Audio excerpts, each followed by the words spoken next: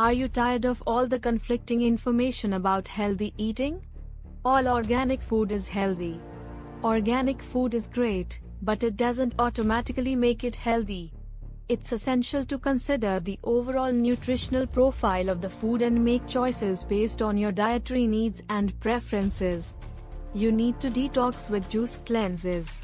Your body has a built-in detoxification system, namely your liver and kidneys.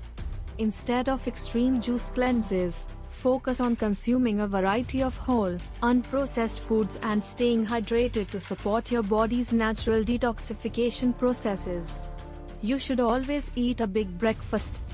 While breakfast is important, the size of your meal depends on your individual preferences and lifestyle.